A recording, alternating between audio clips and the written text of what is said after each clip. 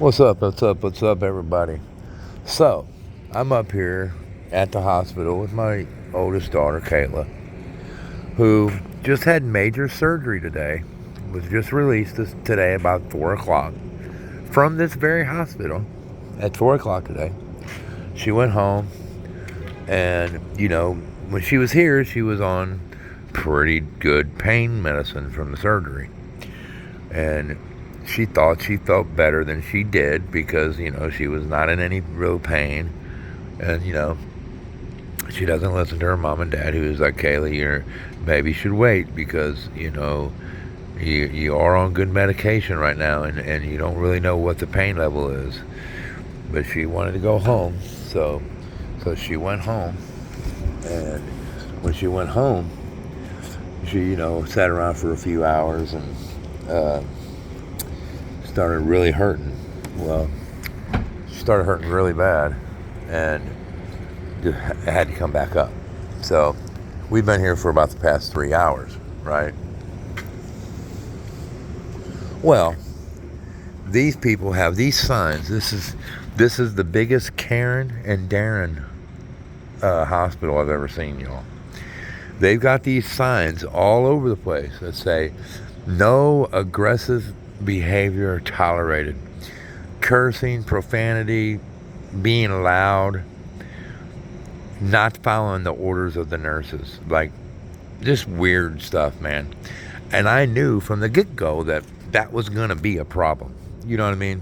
So, they try to bring my daughter this medication that she was given a while back ago that she has PTSD from it.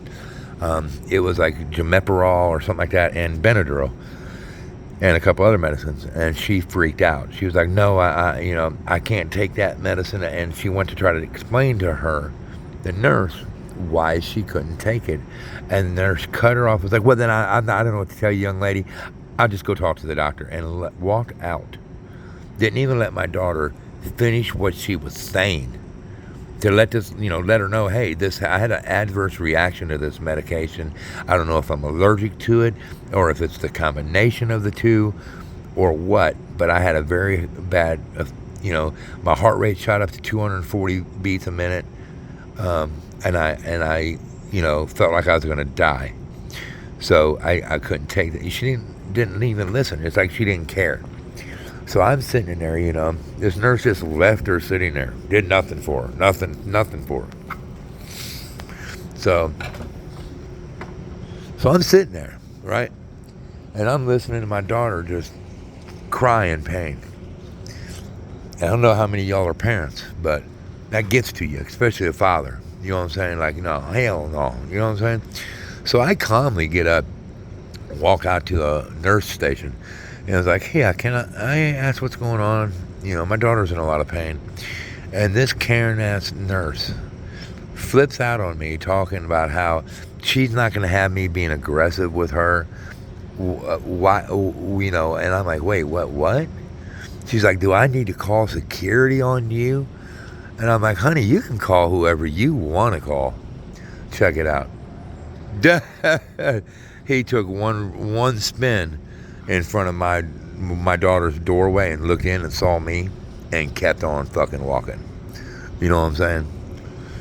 But it was just hilarious. Like, he had nothing else to say. It's like, I know what he's here for. I know what he's here for. He was here for me and my daughter, who did absolutely nothing except, I guess, offend a Karen-ass nurse who, I guess, feels that she can cut somebody off and be a rude cunt. And nobody better take offense to that, because if they do, then that's them being aggressive. But then the doctor comes in and goes, when she was upstairs and after surgery, they were giving her Dilaudid through her IV. She didn't ask for Dilaudid. She didn't ask for nothing. They sent her home with Percocet, which is a decent pain medication, but she can't swallow the pain medicine because of the surgery. So she can't take it. So she'd been, since like 2 o'clock when her last dose of pain medicine was, she'd been without it. So, of course, having major stomach surgery, she was in immense pain and couldn't take nothing for it. So that's what she was basically here for, was like, hey, can you guys readmit me? I need to be back on pain medication or something because I'm hurting so bad I can't, she's literally crying in pain. And this doctor walks in and loudly goes, I am not giving you Dilaudid. So that data come out in me, boy. I was like, let me explain something to you, sir. My daughter ain't asking for any goddamn pain medicine like that. They sent her home with Percocet, and she can't take it. So if she was just here trying to seek pain medication, she'd have just stayed at home and took the pain medication that they sent her home with. She didn't need to come back here to get dope. You know what I'm saying? So don't sit here and talk to my daughter like she's a dope fiend. You know what I'm saying? Because ain't none of my children do any drugs. None. They don't even smoke fucking pot. And my daughter, it pissed her off too. And she had to let him know, like, hey, look, and we told him what happened. And he walked away. Well, she called the doctor that did the surgery. So the doctor that did the surgery called up here, right? Now, granted, he ain't seen her since 2 o'clock today. He doesn't know what she's done. She could have pulled muscles in her stomach, anything. She could have ripped the staples that's in her stomach, anything, right? He has no clue. So he calls up here and talks to the doctor who just pulled that shit on my daughter. Who knows what they talked about, but he orders her some bullshit, and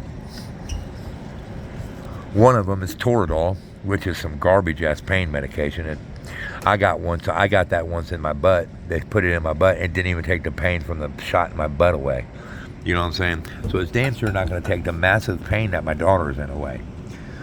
Really, my daughter didn't even take the Toradol. She thought it was good. So she was going to work for her because she said it worked for her before.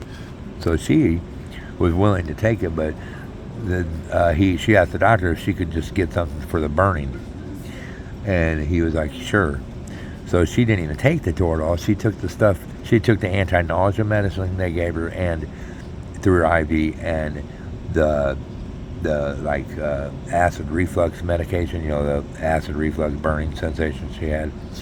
So she got that because she thinks that would probably make her feel better, which it probably will. But the point is, my daughter ain't here to try to, seek drugs. My daughter's here because she's in immense pain, i.e., just having major fucking surgery. You know what I mean? But anyways, I knew it was going to be a problem when we walked in there. And guys, every 5 feet is one of these damn signs that's saying, no aggressive behavior tolerated, 0 tolerance. Basically saying you won't talk back, you won't say a word, you'll do what you're told, you'll let us be rude to you, you'll let us treat you like a drug addict, and you're going to like it, sir, or you can just get out. You know what I'm saying? Real compassion for your fellow man. You know what I mean? And this is Mercy.